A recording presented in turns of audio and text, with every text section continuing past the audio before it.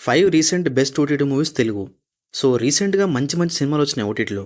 అందులో ఇప్పుడు చెప్పబోయే మూవీస్ అన్నీ డిఫరెంట్ జానర్స్‌లో ఉన్నాయి. సో లిస్ట్ అయితే చాలా బాగుంటది. ఒక్క సినిమా కూడా మిస్ అవ్వద్దు. మరి ఇంకా లేట్ చేయకుండా సినిమాలేంటో చూద్దాం. నంబర్ 1 శుభం. సమంత ఫస్ట్ టైం ప్రొడ్యూస్ చేసిన చిన్న సినిమా ఇది. బట్ రెస్పాన్స్ మాత్రం చాలా పెద్దగా వచ్చింది. అంటే ఒక హారర్ జానర్‌ని చాలా డిఫరెంట్ పాయింట్‌తో చూపించారు. నాకైతే చాలా బాగా నచ్చింది సినిమా. సినిమా స్టోరీ ఏంటంటే సీనుకి శ్రీవల్లి అనే అమ్మాయితో పెళ్లవుతుంది. ఇక్కడ శ్రీనుకి ఇద్దరు ఫ్రెండ్స్ కూడా ఉంటారు. వాళ్ళకు కూడా పెళ్లవుతుంది. సో ఒకరోజు సరిగ్గా 9 గంటలకి ఒక వింత సిచ్యువేషన్ ఎదురవుతుంది వాళ్ళకి. మరి ఏంటి ఆ సిచ్యువేషన్, అసలు ఏం చేశారా ముగ్గురు అనే సినిమాలో చూడాలి. జనరల్గా ఇప్పటికే హారర్ సినిమాలు, హారర్ కామెడీ సినిమాలు ఎన్నో చూసాం. అవన్నీ చూసి చూసి బోర్ కూడా కొట్టింది. కానీ ఈ సినిమా డిఫరెంట్ హారర్ కామెడీ అని చెప్పడంలో ఎలాంటి డౌట్ లేదు. చూశాక నాకైతే అంటే ఇలా కూడా తీస్తారా అనిపించింది. చాలా ఫ్రెష్గా ఉంది పాయింట్ అయితే. అండ్ ఆ పాయింట్ని అంతే ఎంగేజింగ్గా ప్రజెంట్ కూడా చేశారు.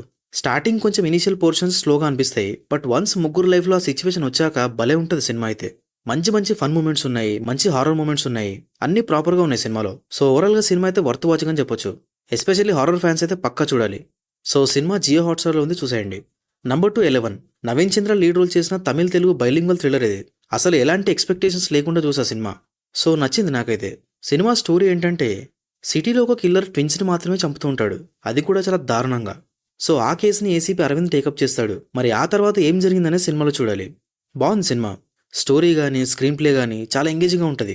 మామూలుగా ఇలాంటి సినిమాల్లో బ్యాక్ స్టోరీ కానీ కిల్లర్ మోటివ్ కానీ చాలా రొటీన్గా ఉంటాయి. బట్ దీంట్లో కొత్తగా అనిపించింది. అసలు ఎవరు కిల్లర్ అని లాస్ట్ వరకు బాగా హోల్డ్ చేశారు.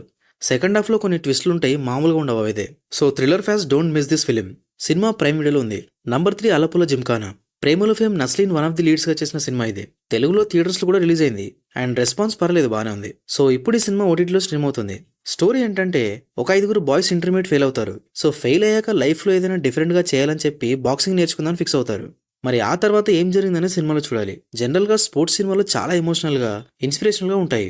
అండ్ హీరో అండర్ డాగ్ లాగా ఉంటాడు సినిమాలో. కానీ ఇది కంప్లీట్లీ డిఫరెంట్ ఉంటుంది. ఎక్కడ కూడా సీరియస్నెస్ అనేది ఉండదు సినిమాలో. సినిమా మొత్తం ఫన్గా ఉంటుంది. ఒకవేళ స్టోరీ గురించి ఆలోచిస్తే మాత్రం డిసప్పాయింట్ అయ్యే ఛాన్స్ ఉంది.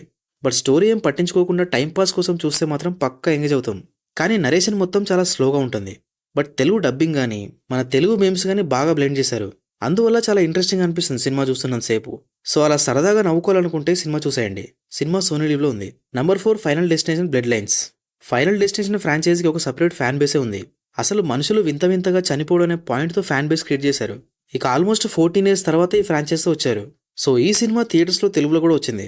స్టోరీ ఏంటంటే స్టెఫానీ అనే అమ్మాయికి తన గ్రాండ్ మదర్, తన బాయ్ ఫ్రెండ్ అండ్ ఇంకా కొంతమంది ఫ్యామిలీ మెంబర్స్ చనిపోయారనే కల వస్తుంది. సో ఆ కళ ఎలాగో నిజమవుతుంది.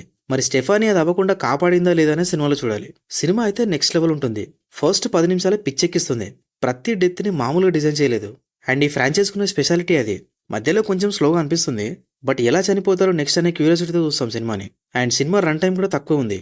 బట్ ఈ సినిమా రెంట్కి అవైలబుల్ ఉంది ప్రజెంట్ అయితే ప్రైమ్లో. Number 5 Rana Naidu season 2.